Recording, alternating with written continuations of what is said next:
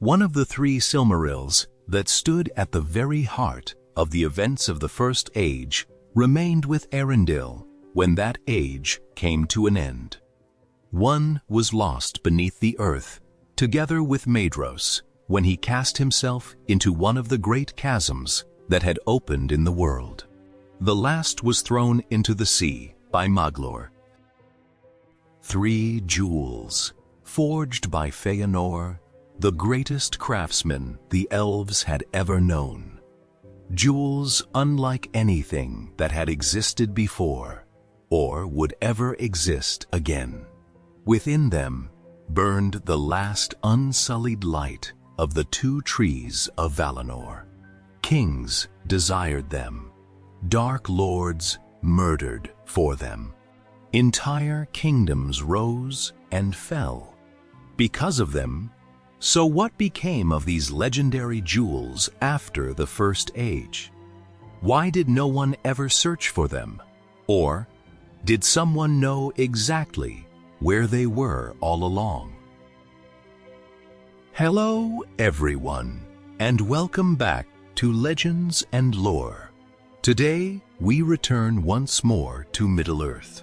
Our question is simple, but the answer may not be. Why didn't the Valar search for the lost Silmarils? Did they search and fail? Did they simply abandon them? Or did they deliberately choose to leave them exactly where they were? Let's find out. Guided by the light of one of the 3 Silmarils, Eärendil reached Valinor. At that time, the Blessed Realm had long been hidden from the world. After the rebellion of the Noldor, the Valar had forbidden anyone from sailing west. The seas surrounding Aman had become enchanted. Great shadows, powerful currents, and the mysterious enchanted isles prevented almost every sailor from ever reaching its shores. Yet, Eärendil succeeded, not through strength, but because one of the Silmarils itself became his guide. Aboard his flying ship, Vingalot, he crossed the impossible sea. He stood before the Valar and pleaded for mercy, not only for the elves, but for men as well. It was that journey which ultimately led to the War of Wrath. The greatest war Arda had ever witnessed after Melkor's defeat. Eärendil's fate was forever changed. His ship was lifted into the heavens. The Silmaril upon his brow shone brighter than any star, and from that day onward, he sailed across the skies, bearing the evening star, until the end of the world. The fate of the other 2 Silmarils was far darker. As you already know, when the Silmarils were first created, Manwë blessed them. From that day onward, no creature of evil heart could possess them. Without suffering, their holy light burned any hand unworthy of touching them, even Melkor himself.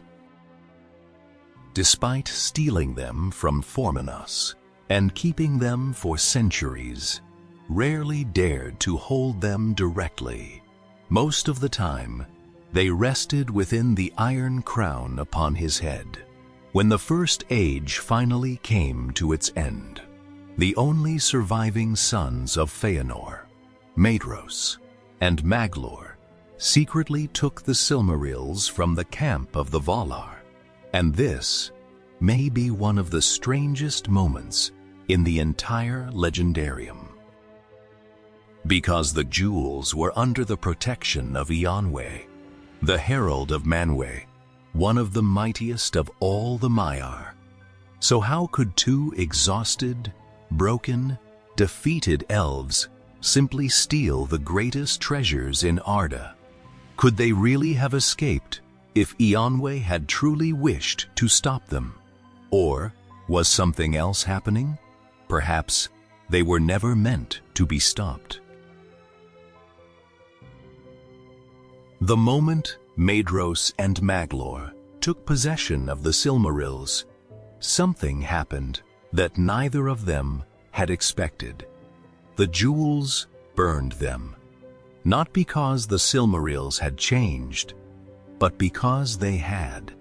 For centuries, they had believed themselves to be the rightful heirs of their father's work.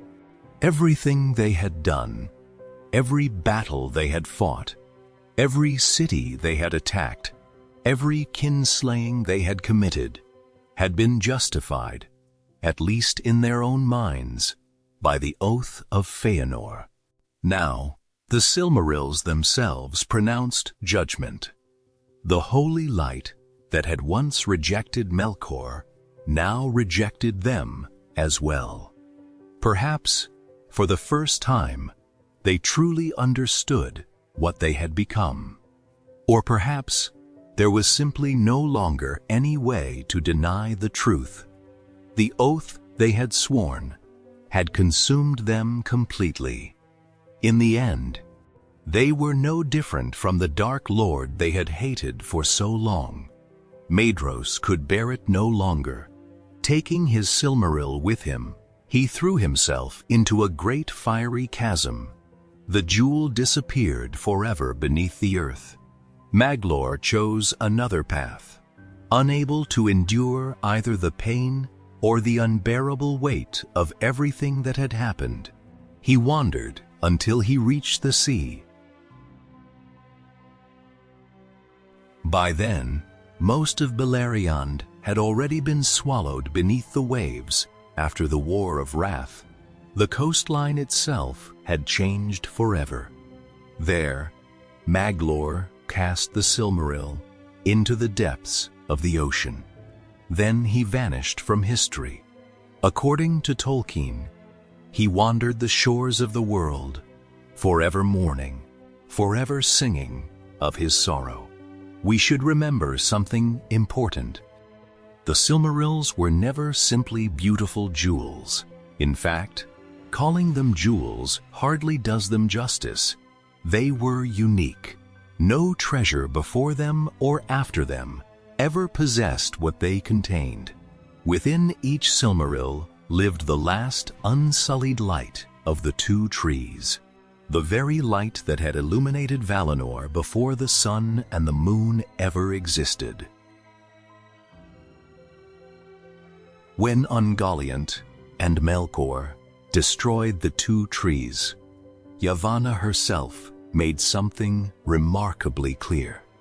If the Silmarils could be broken, their light might allow the trees to live once more. But Feanor refused. He would not destroy his greatest creation. Shortly afterward, Melkor stole the Silmarils. Feanor was killed, and any hope of restoring the two trees disappeared with him. That is why the Silmarils were never merely objects of beauty to the Valar. They represented the last surviving memory of the greatest light Arda had ever known. So naturally, a question follows. If the Silmarils were truly that valuable, why did the Valar never try to recover them? Especially the one lying beneath the sea. Surely, for Ulmo, Lord of Waters, finding a single jewel within his own realm would have been a trivial task. So why didn't he? I believe there are 3 reasons. The first is surprisingly simple. By then, there was nothing left to save. Perhaps, if Yavanna had recovered the Silmarils immediately after the destruction of the trees, there might still have been hope. Perhaps their light could have restored what had been lost. But centuries had already passed. History had moved on. And from that terrible tragedy, something entirely new had entered the world. The final flower of Telperion had become the moon. The final fruit of Laurelin had become the sun. Their light was different, less pure, but it now belonged to all of Middle-earth. The world had changed forever. The age of the trees had ended. The ages of the sun had begun. The Valar could not simply turn history backwards, nor do I believe they wished to. And yet, even if the trees could never return, wouldn't the Valar still have wanted the Silmarils back? After all, they remained the most beautiful objects ever created. I don't believe so, because by the end of the First Age, the Silmarils no longer represented beauty. They represented loss. Think about everything that had happened because of them. The kinslaying at Alqualande, the burning of the ships at Losgar, the doom of Mandos, countless battles, entire kingdoms destroyed, families torn apart, oaths that consumed generations. The Silmarils had become far more than priceless treasures. They had become symbols, symbols of pride, symbols of obsession, symbols of grief, and above all, symbols of the terrible price of possessing what should never belong to anyone. We humans sometimes preserve painful objects in museums, not because they bring joy, but because they remind us of history. The elves were different. They did not need museums. They remembered every face, every death, every betrayal. They had lived through it all themselves. If the Silmarils had been displayed once again in Valinor, would anyone truly have admired them? Or would every glance simply reopen wounds that had never fully healed? I believe Manwë understood this. Sometimes, the greatest act of healing is not preserving the object that caused the wound, but allowing it to disappear. But I believe there is one more reason, and in my opinion, it may be the most important one of all.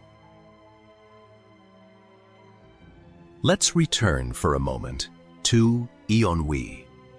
When Maedhros and Maglor came before him, they had already lost everything. Their brothers were dead, their kingdom was gone. Their oath had destroyed nearly everyone they had loved. Even then, Eärendil refused to hand over the Silmarils. He declared that only the Valar themselves had the authority to judge what should become of them. Yet somehow, the two brothers still left with the jewels. That detail has always fascinated me, because Tolkien never tells us exactly how it happened. There is no great battle, no desperate chase, no account of Eärendil attempting to stop them by force, which raises an intriguing possibility. Perhaps he never intended to stop them at all, not because they deserved mercy, but because the Valar had already reached another conclusion. Perhaps the Silmarils no longer belonged in Valinor. Think about it. For centuries, every hand that reached for the Silmarils eventually brought ruin upon itself. Fëanor, his sons, Thingol, the dwarves of Nogrod, Melkor himself. Again and again, the same story repeated itself. No one truly possessed the Silmarils. They merely believed they did. Perhaps the Valar finally understood that these jewels should never again belong to anyone, not even to themselves, because possessing them would forever remind the world of everything that had been lost. And that brings me to my third reason. Notice where each Silmaril finally came to rest. 1. Was carried into the heavens by Eärendil The domain of Manwë. 1. Disappeared beneath the earth itself. The domain of Alle. And 1. Vanished beneath the sea. The domain of Ulmo. Do you see the pattern? None of them were truly lost. Each entered the realm of one of the greatest Valar. The sky, the earth, the sea. 3 places beyond the reach of elves, men, dwarves, and almost every creature that would ever walk Middle-earth. Could that really be a coincidence? I don't think so. Perhaps, without ever gathering the Silmarils together again, the Valar still ensured that each one remained forever protected, not locked away inside a vault, not displayed within the halls of Valinor, but hidden within Arda itself, guarded by the very powers that shaped the world. Perhaps that was always the safer choice, because the history of the Silmarils had already proven one thing beyond any doubt. Whenever someone desired to possess them, suffering followed. There is one exception, of course, Eärendil. Unlike everyone before him, he never sought the Silmaril for power. He never claimed it as his own. He carried it only as a symbol of hope, a light, guiding both elves and men. Perhaps that is why only his Silmaril remained visible, high above Middle-earth, not as a prize to be won, not as a treasure to be claimed, but as a reminder that even after the darkest age, light can still endure. So, did the Valar search for the lost Silmarils? Personally, I don't think they needed to. I believe they already knew where they were. More importantly, I believe they wanted them to remain there, one beneath the sea, one beneath the earth, and one among the stars, far from every hand that might once again mistake beauty for something that could be owned. Of course, Tolkien never tells us this directly. These are simply my own conclusions, drawn from the clues he left throughout the Silmarillion. Perhaps I'm completely wrong.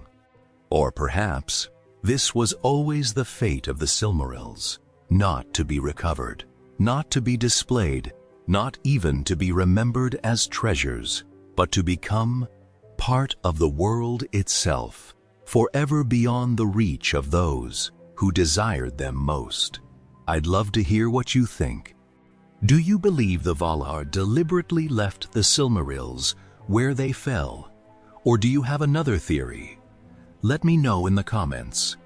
And until next time, thank you for watching Legends and Lore. So, that is my answer.